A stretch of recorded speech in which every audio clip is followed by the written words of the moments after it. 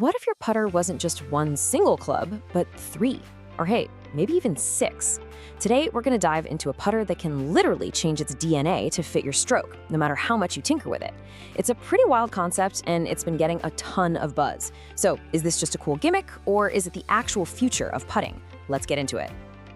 You know the feeling, right? We've all been there. You're on the practice green, maybe in the middle of a round, and your putter just feels wrong. It feels like it's fighting you, not helping you. And you start asking yourself, is it me, or is it the putter?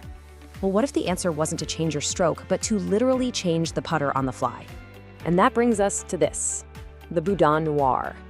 It's from a company with, and you gotta love this, the name Sausage Golf. Now, on the surface, it looks like a really slick, premium mallet putter, but the real magic is what's on the inside. This thing isn't just one club, it's a whole system.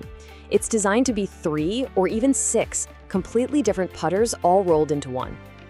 So is this thing really a revolution? That's a big word. To figure that out, we gotta understand the core idea behind it and, the kind of quirky but brilliant backstory of how it even came to be. The whole concept boils down to this. It's a modular putter. So instead of one solid piece of metal, this putter head is made of parts you can literally unscrew and move around. When you do that, you totally change its torque profile, which is really just a fancy way of saying you change how much the putter head wants to open and close during your stroke. And get this, the modular design doesn't stop there. The entire thing is ambidextrous. You can take the exact same head and in about a minute, reconfigure the whole setup for a left-handed player. I mean, that doubles its versatility right there. That is some seriously clever engineering. Which of course leads us to the name. You hear Sausage Golf and you don't exactly think high-end precision milled equipment, but it turns out there's a really cool personal story behind it that kind of makes you love the brand. Okay, so the founder is a designer from Manchester named Dave Rolls. You can probably see where this is going. His nickname in school, because of his last name, was Sausage Rolls, and it just stuck. The putter itself started out as just a personal project. He wanted to design one club that he and his dad could both use. And from that simple idea, this whole potentially game-changing putter was born. All right, so how does this modular magic actually work in practice? Let's pop the hood and see how you can take one club and turn it into 3 completely different feeling putters. If you look at the top of the putter head, it's not one solid piece. It's actually a collection of these small rectangular blocks that are all held in by screws. It really is like a tiny high-tech jigsaw puzzle. So you're not just holding a putter, you're holding a set of perfectly milled parts that are designed to lock together. And the process itself is honestly super simple. You take a little tool, unscrew the block the shaft goes into and the filler blocks next to it. They slide right out. Then you just move them around to change where the shaft enters the head, and you tighten them back down. Now, you might be thinking that's gotta feel loose or wobbly, but the engineering is so precise that these things lock in rock solid. There is absolutely zero give. And the best part, the whole swap from one profile to another takes about 90 seconds. I mean, that's fast enough to mess around with it on the practice green right before you tee off. Now, even without the modular stuff, this thing feels premium. It's made from 6061 aluminum and has this awesome all-black, kind of murdered out finish. The head weighs in at 365 grams, which is a little heavier than the typical 350-gram standard. And that extra weight, you can really feel it. It adds a ton of stability. The sound at impact has this slight ting to it, probably because of the block construction, but the feel is still totally solid and gives you great feedback. So let's talk about the 3 distinct personalities you can get out of this one putter head. We're gonna break down the different torque profiles and, more importantly, which kind of putting stroke each one is perfect for.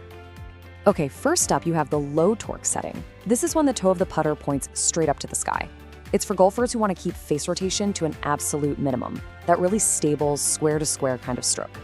Then you've got your classic face balance setup, which is for that straight back, straight through pendulum motion. And finally, you can set it to toe hang with about a 45-degree hang, which is perfect for players who have a more natural arc in their stroke. And what's so wild is that it's the exact same head, but just by changing where the shaft goes in, it completely changes how the putter looks when you're standing over the ball. It honestly feels like you're holding a totally different club. Because, well, it looks like one. And this, right here, this might be the single biggest advantage. Think about it.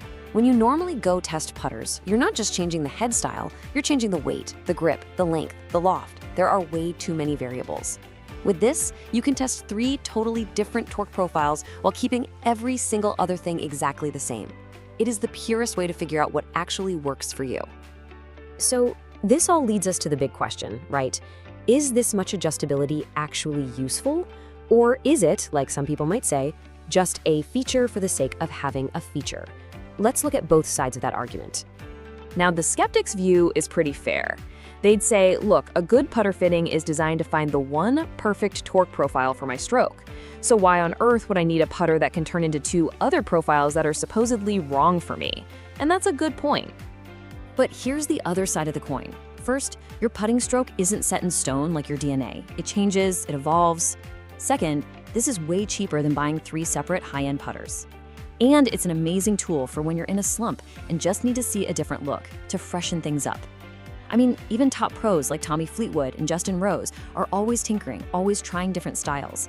This just puts that same power to experiment right in your hands.